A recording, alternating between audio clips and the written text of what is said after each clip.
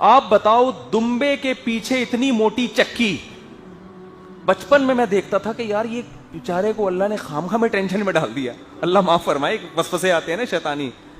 بکرا آرام سے دم ہلاتا ہوا گھوم رہا ہوگا, بکری آرام سے دم ہلاتی ہوئی گھومتی ہے, اونٹنی بھی آرام سے, بندر اپنی دم سے کہاں جاتا ہے, یہ پورا اتنا بڑا توبڑا لے کے جہاں جا رہی ہے, پیچھے اس کی ٹینشن. مجھے یہ بات سمجھ میں آتی نہیں تھی نا, کیونکہ ہم تو اگر دمبے کا گوشت کھاتے بھی تھے تو وہ سارا چربی صابن بنانے والے کو دے دی یا ویسی پھینک دی, اور گوشت کو صاف ستھرا کر کے کوکنگ آئل میں پکا کے کھاتے تھے. اگر دمبا کبھی کھانا نصیب بھی ہوا, بکرا بھی ایسے ہی کھا رہے ہوتے ہیں. میرا کسی گاؤں جانا ہوا, اس گاؤں میں نے دمبے کا سالن کھایا, بہت ٹیسٹی, اور ہضم بھی بہت ہونے لگا. ہضم ایسا ہو رہا ہے کہ میں نا تھوڑے دنوں میں لال ٹماٹر بننا شروع ہو گیا. بہت پرانا واقعہ, اور گاؤں میں ٹھنڈ بھی تھی. تو میں نے کہا یار میرا تو میدا اتنا پاورفل ہے نہیں کہ میں یہ اتنا گوشت بھی ہضم کر رہا ہوں, تو یہ پکاتے کیسے ہیں؟ میرا خیال تھا کوکنگ آئل بہت ہی اچھا قسم کا ڈالتے ہیں یہ لوگ. ایک دن میں باورچی کے پاس گیا, کک کو میں نے دیکھا, میں نے کہا کر کے آ رہا ہے.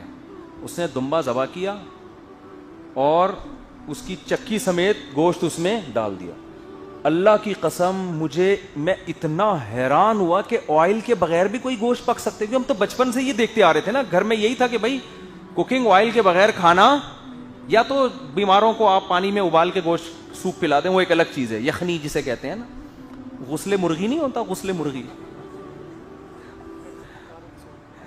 ایک تو ہوتا ہے نا تھوڑا گاڑھا, اس میں کارن سوپ ہوتا ہے, ایک ہوتا ہے یخنی. تو یہ یخنی نہیں ہوتی, کیونکہ ہم نے دیکھا ہے کہ یہ ٹھیلے پہ پہلے یہ یخنی بنا کے دے رہے ہوتے تھے. وہ جو مرغی 6 مہینے پہلے لٹکائی ہوتی تھی نا, 6 مہینے بعد بھی وہی. ہم سمجھتے تھے شاید پراپر نئے سرے سے مرغی ڈال کے سوپ بنا رہا ہے. پھر میرے بڑے بھائی نے مجھے بتایا کہ یہ مرغی کا سوپ نہیں ہوتا, یہ غسل مرغی ہے. مرغی کو پانی میں نہلا کے باہر نکالا, یعنی اس کو گوشت کو نا بس وہ پلا دیا, اس سے تھوڑا سا ٹیسٹ آ, باقی پتہ نہیں الگ سے کچھ ڈال دیتے ہیں اس میں. تو اس کا نام میں نے اب یخنی ہٹا کے کیا رکھ دیا ہے, غسل مرغی. تو ہم تو یہ سمجھتے تھے بغیر آئل کے اگر گوشت کھلانا ہی ہے کسی کو تو پانی میں بوائل کر کے وہ سوپ پلاتے ہیں, ورنہ سالن جو پکتا ہے وہ تو آئل میں ہی پکتا ہے. تو میں حیران ہو گیا, میں ان کے کچن میں گیا, میں نے کہا اب یہ ڈالے گا اتنا بڑا گھی کا ڈبہ اس میں الٹے گا, نہیں الٹ رہا. وہ پوری چکی سمیت چربی سمیت اس نے پکایا, اور آئل تیل بھی اس میں, ظاہر ہے وہ گھی تو جب پگھل کے تیل بن جاتا ہے تو وہ اس کا ٹیسٹ بھی ایک نمبر, لذت میں بھی, اور ہضم بھی ہو رہا ہے. میں اتنا حیران ہوا کہ یار ہمیں یہ چیز, ہمارے گھر میں آج تک یہ اتنی سینس نہیں ہے, یہ اس طرح بھی پکا سکتے ہیں. تو کیا ہے, کمپنیوں نے ایڈورٹائزمنٹ اتنی کی ہے کوکنگ آئل کی, اتنی کی ہے کہ کلچر یہ بن گیا ہے کہ یہ دمبی اور یہ بھیڑ بیوقوف ہیں جو کئی سال اتنا بڑا گھی کا ڈبہ اٹھا کے گھومتے ہیں, اور معاذ اللہ قدرت نے ان کو خام ٹینشن میں ڈال دیا. اصل تو یہ ڈبہ ہے جو مارکیٹ سے مل رہا ہے, وہ جو گھی کا ڈبہ دمبی اٹھا کے اپنے ساتھ گھوم رہی ہے, اور اللہ بزبان حال ہمیں بتا رہا ہے کہ یہ ٹینشن میں نے اس کو تمہارے لیے دی ہے کہ تم جب اس کو کاٹو تو تمہیں الگ سے ڈبہ خریدنے کی ضرورت نہ رہے, یہی ڈبہ, اسی ڈبے میں گوشت پکا کے کھاؤ, مزہ بھی آئے گا, ہضم بھی ہوگا, لال ٹماٹر بن جاؤ گے تھوڑے دنوں میں.